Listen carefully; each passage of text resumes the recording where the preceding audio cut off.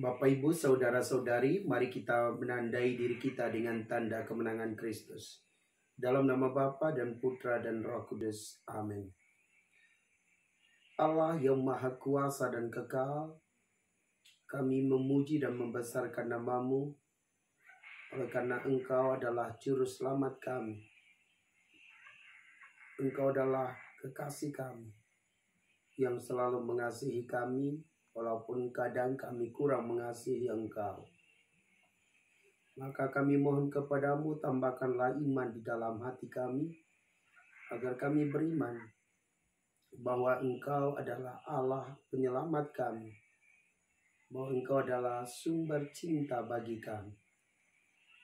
Bapa yang Maha Baik, kami mohon kepadamu, urapilah kami dengan Roh Kudus, agar kami dapat memahami akan ajaran firman-Mu pada hari ini. Doa ini kami sampaikan kepadamu dengan perantaran Kristus Tuhan kami. Amin. Firman Tuhan diambil dari Injil Suci menurut Matius, bab 16, ayat 13 sampai 23. Setelah Yesus tiba di daerah Kaisarea Filipi, ia bertanya kepada murid-muridnya, "Kata orang, siapakah anak manusia itu?" Jawab mereka, "Ada yang mengatakan Yohanes Pembaptis, ada juga yang mengatakan Elia, dan ada pula yang mengatakan Yeremia atau salah seorang dari para nabi." Lalu Yesus bertanya kepada mereka, "Tetapi apa katamu, siapakah aku ini?" Maka jawab Simon Petrus, "Engkau adalah Mesias, Anak Allah yang hidup." Kata Yesus kepadanya, "Berbahagialah engkau Simon bin Yunus, sebab bukan manusia yang menyatakan itu kepadamu, melainkan Bapa-Ku yang di sorga. Dan aku pun berkata kepadamu, engkau adalah Petrus, dan di atas batu karang ini aku akan mendirikan jemaatku, dan alam maut tidak akan menguasainya. Kepadamu akan kuberikan kunci kerajaan sorga. Apa yang kau ikat di dunia ini akan terikat di sorga, dan apa yang kau lepaskan di dunia ini akan terlepas di sorga." Lalu Yesus melarang murid-muridnya supaya jangan memberitahukan kepada siapapun bahwa ia Mesias. Sejak waktu itu, Yesus mulai menyatakan kepada murid-muridnya bahwa ia harus pergi ke Yerusalem dan menanggung banyak penderitaan dari pihak tua-tua, imam-imam kepala, dan ahli-ahli Taurat, lalu dibunuh dan dibangkitkan pada hari ketiga. Tetapi Petrus menarik Yesus ke samping dan menegur dia, katanya, "Tuhan, kiranya Allah menjauhkan hal itu. Hal itu sekali-kali takkan menimpa engkau." Maka Yesus berpaling dan berkata kepada Petrus, "Enyalah iblis. Engkau suatu batu sandungan bagiku, sebab engkau bukan memikirkan apa yang dipikirkan Allah, melainkan apa yang dipikirkan manusia." Demikianlah sabda Tuhan. Shalom Bapak, Ibu, Saudara-saudari yang Tuhan Yesus kasihi. Ketika Yesus tiba di daerah Kaisarea Filipi, ia bertanya kepada murid-muridnya, "Kata orang, siapakah anak manusia itu?" Dan mereka menjawab, "Yohanes Pembaptis. Ada juga yang mengatakan Elia, dan ada pula yang mengatakan Yeremia atau salah seorang dari para nabi." Lalu Yesus bertanya kepada mereka, "Tetapi menurut kamu siapakah aku ini?" Lalu Petrus menjawab, "Engkau adalah Mesias." Anak Allah yang hidup. Kata Yesus kepadanya, "Berbahagialah engkau Simon bin Yunus, sebab bukan manusia yang menyatakan itu kepadamu, melainkan Bapa-Ku yang di sorga." Yesus tahu bahwa pengetahuan Simon Petrus ini terbatas, karena dia bukan terpelajar. Dia seorang nelayan yang setiap saat hanya menjaring atau menjala ikan di danau. Sehingga ketika Petrus menjawab demikian, Yesus menyampaikan kepadanya bahwa berbahagialah engkau, karena bukan manusia yang mengatakan hal ini, tetapi Allah lah yang membantu Simon Petrus, sehingga Simon Petrus bisa mengatakan bahwa Yesus adalah Mesias. Mesias berarti Raja yang akan datang ke dunia untuk membebaskan manusia dari penderitaan. Bapak, Ibu, saudara-saudari yang Tuhan Yesus kasihi. Dalam hidup, sering kita mengandalkan pengetahuan. Dan memang harus demikian. Tetapi kita juga mesti mengandalkan Allah, mengandalkan Roh Kudus di dalam hidup kita.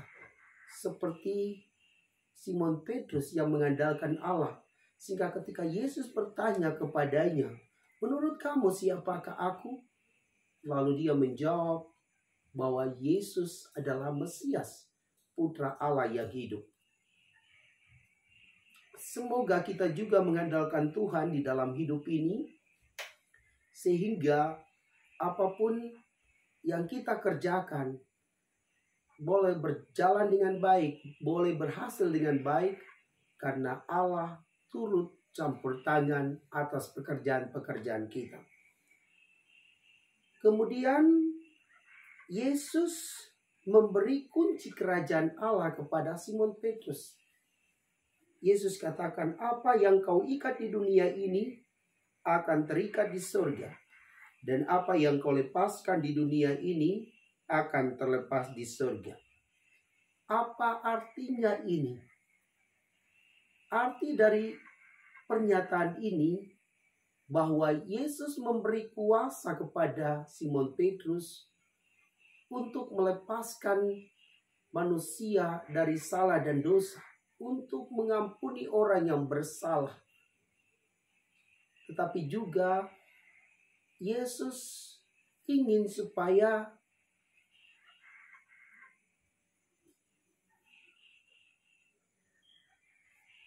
dengan demikian kita mesti sadar bahwa Allah telah menyerahkan kunci kerajaan sorga kepada Petrus yang adalah Paus pertama.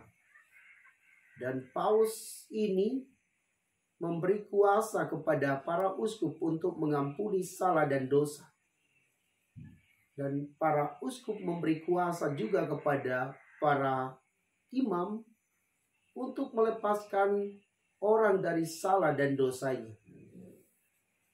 Inilah yang menjadi dasar bagi kita untuk mengaku kepada Allah melalui imam, melalui uskup, di mana Allah memberi kuasa kepada para uskup itu untuk mengampuni orang-orang yang bersalah di dunia ini. Bapak, Ibu, saudara-saudari yang Tuhan Yesus kasihi, pengganti para rasul adalah para uskup, dan uskup tidak bisa menjangkau banyak tempat, sehingga ia telah memberi kuasa kepada para imam untuk mengampuni salah dan dosa. Maka sebagai orang-orang yang merasa berdosa di dunia ini, hendaklah mengaku dosa kepada Allah melalui para imam, bila sempat melalui uskup, supaya apa yang dilepaskan di dunia ini akan terlepas di surga. Artinya ketika kita mendapat pengampunan dosa di dunia ini, kita juga akan mendapat pengampunan dari Allah. Bapak, Ibu, saudara-saudari yang Tuhan Yesus kasihi. Mari kita mengandalkan Tuhan di dalam hidup ini dan yakin bahwa Mesias adalah Yesus sendiri yang telah datang ke dunia untuk menebus salah dan dosa kita. Dan Yesus memberi kuasa kepada Simon Petrus untuk menghapus salah dan dosa kita.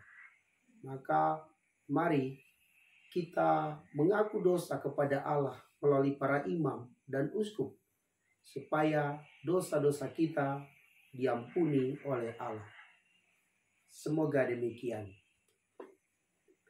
Marilah berdoa. Ya Tuhan, tambahkanlah iman kami agar kami percaya bahwa Putra-Mu Yesus yang datang ke dunia adalah Mesias, yang datang untuk menghapus salah dan dosa kami. Dan Ia telah memberi kuasa kepada Simon Petrus untuk mengampuni salah dan dosa semua orang di dunia ini. Bantulah kami ya Tuhan dengan Roh Kudus agar kami mau mengakui salah dan dosa kami melalui imam-imam kami, melalui uskup kami.